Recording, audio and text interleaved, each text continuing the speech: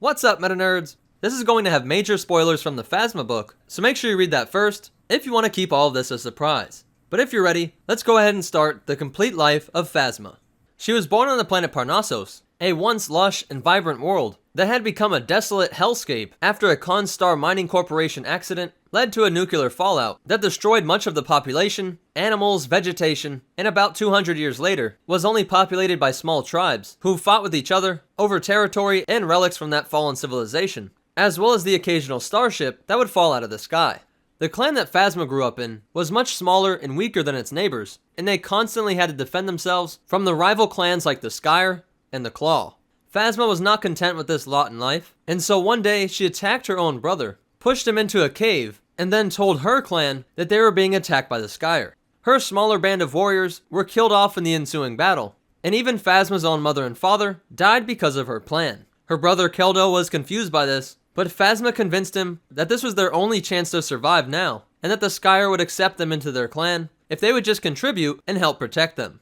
This clan also had plenty of infighting, but was also constantly getting in border wars with the Claw, a rival clan that was headed by a member of the Dug species. This clan-to-clan fighting was where Phasma could hone her skills and train her own dedicated group of warriors. She would often fight with a spear that was just a simple metal rod with a blade attached at the top. Her armor was fashioned by all kinds of pieces of scrap metal and hardened leathers, and her mask was the most terrifying of all, being described as rust-red pinniped skin leather, which had black slashes of paint across the front and surrounded by feathers and fur on the back, with black mesh over the eyes. These battles were often over pieces of tech, and the Skyer clan had a device known as the Detraxer, which would basically suck out all the nutrients out of a dead body and convert it into a kind of paste known as Oracle Salve. And the few in the clan that knew how to operate it were treated almost like spiritual healers, the gurus of the tribe that could heal all kinds of ailments and prevent infections which might have been incurred during these battles. Because everything on Parnassos had to be salvaged, when a member of their clan died, there was a religious-like ceremony in which the detractor was used to turn the body into the salve, and thus they were said to still contribute to the clan.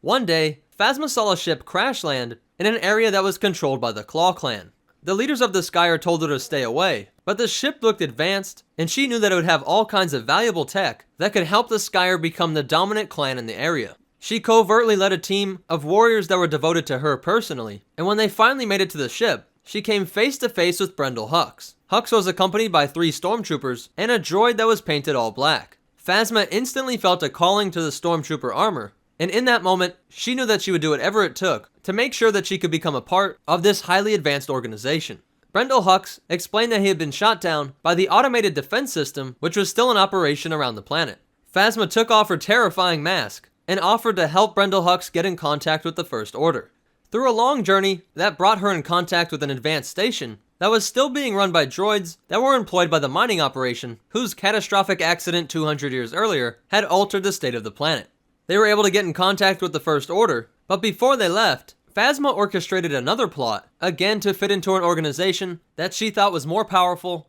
and could provide for her a better life. And so she took advantage of the fact that both the Claw and her clan, the Skyer, both wanted to be picked up by the First Order. And so Phasma led an attack against the Claw, and when the Skyer won, she and the stormtroopers turned on her own clan, slaughtering them, even executing Keldo, her very own brother, and last surviving family member. This impressed Brendol, and when the group was rescued by his son Armitage Hux, Brendol called in an orbital bombardment on the planet Parnassos. This unnecessary display of violence was not appreciated by Phasma or Armitage Hux, and Armitage actually started to conspire with Phasma, and he used her as a way to eliminate his father and move up the ranks in the First Order. She returned to her planet Parnassos and collected the poison from a local beetle, and she also returned to Brendol's crashed ship, which was once a yacht used by Palpatine, and was coated in chromium, a rare and expensive material that was prized for its durability and protection from radiation, a material that was often used on vehicles from Naboo. She stripped off some of the hull plating and brought this metal, along with the beetle poison, back to the Resurgent-class battlecruiser,